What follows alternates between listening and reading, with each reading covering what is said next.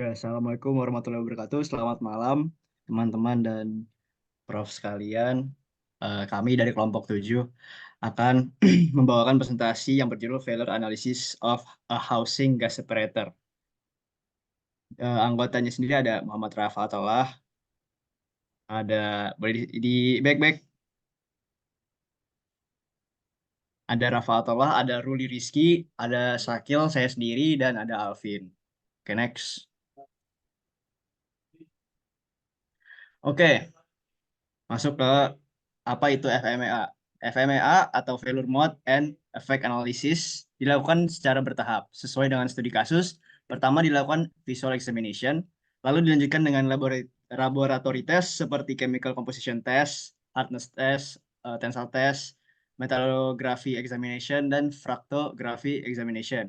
Dimulai dari langkah pertama sampai terakhir dan dicari pada langkah berapa yang sudah tidak sesuai dengan meal certificate. Setelah itu dilakukan proses pencegahan dan pada langkah berapa pencegahan dapat diterapkan. Boleh di next. Oke, selanjutnya masuk ke informasi dari si housing gas separatornya ya. Kita ngasumsiin si gas separator ini menggunakan IC 1026 carbon seal lah. Dimana dia tuh punya kekuatan yang punya tahannya tinggi ya. Terus dia tuh punya karbon kandungannya sebesar 0,22 sampai 0,28%. Fungsinya sebenarnya apa sih si gas house separator itu? Ya dia buat ngilangin kontaminan ya. Kontaminan semacam gas ya dari gitu namanya separator ya gitu. Terus kontaminan yang sering ditemui itu kadang bentuknya ada semacam cairan kayak air dan hidrokarbon atau semacam pasir koras atau korosi ya, yang abrasif ya gitu. Boleh di next. Terus ini ada analisis chemical composition ya. Buat komposisinya ini bisa teman-teman lihat ya di bagian kiri itu ada perbandingan ya sampel dari si host gas separator sama si apa namanya meal certificate-nya sama juga di bawahnya tuh ada standarnya ya. Standar dari si ASTM A5919 sama GBT 699 sampai 199 ya. Nah, hasilnya tadi tuh nanti kalau misalkan dari hasil ujinya menggunakan OS tuh dia disamakan dengan ASTM A751 atau E415 ya. Nah, berdasarkan kesimpulannya ya, sampel dari si kadar karbon dari P dan MN itu punya kandungan yang lebih rendah dibandingkan meal certificate ya. Terus juga kadar si Si dan S itu lebih tinggi ya kalau dibandingkan sama meal certificate. Terus sampel ini juga punya silika, terus fosfor dan S yang masuk ke dalam range-nya si standar GBT ya. Terus juga buat standar ISMA 519 dia mangannya ya, fosfor dan S-nya yang masuk range. Terus di ISTM 519 dia nggak punya kadar SI ya, tapi di sampelnya itu malah ada SI-nya. Nah, sebagai kesimpulan ya, si house gas separator ini memiliki kadar karbon yang tidak sesuai standar. Soalnya karbon yang dimiliki itu lebih rendah dibanding meal certificate sama juga standar yang dianalisis ya, gitu kira-kira. Boleh next.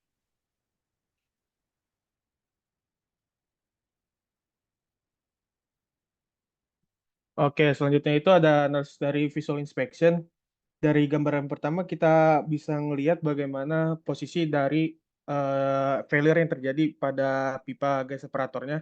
Dapat terlihat dari kerusakan yang terjadi dari berbagai macam sisi jika dilihat.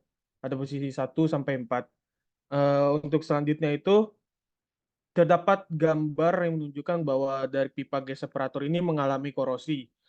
Korosi ini dapat terjadi bukan karena dari failure-nya. Korosi yang terjadi ini karena adanya ketika dilakukan sampling, dilakukan penyimpanan, dia terpapar oleh udara sehingga dia mengalami korosi. Tapi korosi yang terjadi itu tidak terlalu parah.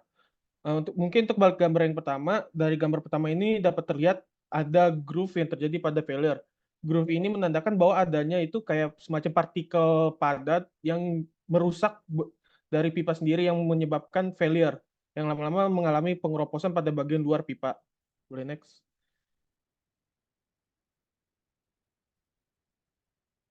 Untuk gambar yang di atas sendiri itu menunjukkan bagaimana pipa bagian dari luar housing dari gas separator ini mengalami erosi. Erosi yang disebabkan karena adanya impact dari partikel padat yang menyerang pada bagian luarnya sehingga terlihat ada semacam kayak tergerus bagian luar dari pipanya. Dan untuk gambar yang terakhir itu menunjukkan bahwa bagian diameter luarnya dari pipa yang mengalami pengikisan atau pengerusan. Pada bagian dalam tidak mengalami pengerusan sama sekali. Berarti yang menandakan bahwa partikel ini berasal dari luar lingkungan dari gas separatornya, bukan berasal dari material yang dibawa oleh gas separatornya. Boleh next. Oke, baik. Selanjutnya masuk ke uji kekerasan dan uji tarik. Di sini uji kekerasan di sini dilihat tuh bahwa hasilnya kekerasannya itu terjadi penurunan yang dari mil sertifikatnya 30 terus di hasilnya ini didapatkan 19. Nah, ini bisa disebabkan juga oleh kandungan karbon yang tadinya turun karena fungsi dari karbon sendiri itu meningkatkan kekuatan mekanis logam termasuk kekerasannya. Nah, di uji tarik justru kebalikannya. Hasilnya itu tensile strength-nya naik, yield strength-nya naik, sama elongasinya naik. Nah, ini juga bisa dikaitin lagi ke kandungan karbon yang turun. Soalnya karbon ini tuh punya hubungan yang berbanding lurus dengan kekuatan, tapi berbanding terbalik dengan keuletan. Jadi saat karbonnya turun, maka keuletannya naik, sehingga hasil dari uji tariknya itu lebih tinggi daripada mil certificate. Selanjutnya di uji metalografi, di sini dilakukan uji di dua lokasi. Yang pertama ada lokasi 1 dan lokasi 2 yaitu di daerah failure-nya. Nah, kalau dilihat dari mikrostrukturnya, di lokasi 1 sama lokasi 2 itu bedanya terlihat jelas di area yang terlihat kegelapan di lokasi 2. Nah, ini tuh disebabkan oleh lapisan yang sudah menipis, sehingga nggak terdeteksi apa-apa dan dimunculkan sebagai warna hitam.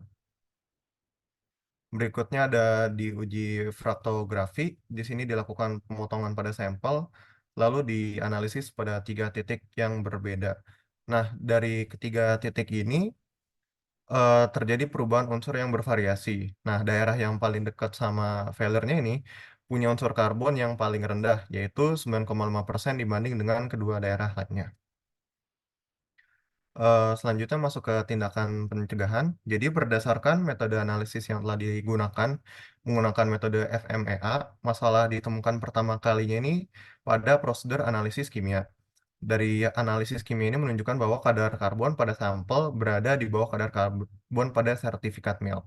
Hal ini menunjukkan bahwa analisis yang dilakukan setelahnya berpotensi menunjukkan hasil yang tidak valid akibat komposisi kimia yang sudah tidak cocok. Maka dari itu langkah pencegahan yang dilakukan itu juga berdasarkan pada analisis kimianya, di mana langkah pencegahan yang dilakukan itu dilakukan agar kadar karbon dari housing gas separator ini tidak berkurang. Nah, pengurangan kadar karbonnya ini bisa diakibatkan oleh abrasi ya, yang terjadi pada lapisan luar housing. Tadi kan udah disebutkan juga dari analisis visual tuh ada terbentuk groove oleh partikel padat. Nah, salah satu faktor yang dapat menyebabkan korosi itu salah satunya adalah pasir. Jadi ini mendukung dari analisis eh, visual yang sudah dilakukan sebelumnya. Nah, untuk langkah pencegahan sendiri yang dapat dilakukan adalah pembentukan lapisan pelindung. Untuk lapisan pelindungnya sendiri bisa dilakukan dengan 3 metode, ada hard facing, lalu overlay cladding, atau weld cladding, dan pelapisan keramik. Kalau hard facing sendiri itu adalah penambahan lapisan yang bahannya itu dari logam keras seperti kromium karbida dengan pengelasan MIG dan TIG.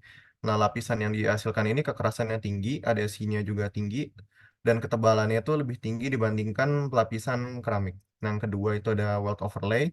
Dia itu penambahan lapisan dari paduan logam melalui teknik SMAW, SAW, dan laser cladding.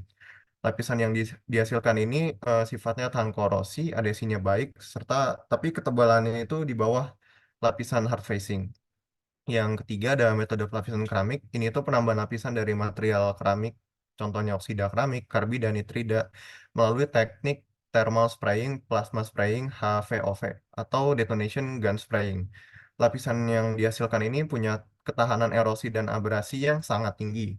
Resistansi suhunya tinggi, tapi ketebalan lapisannya itu paling tipis, yaitu berkisar puluhan mikron.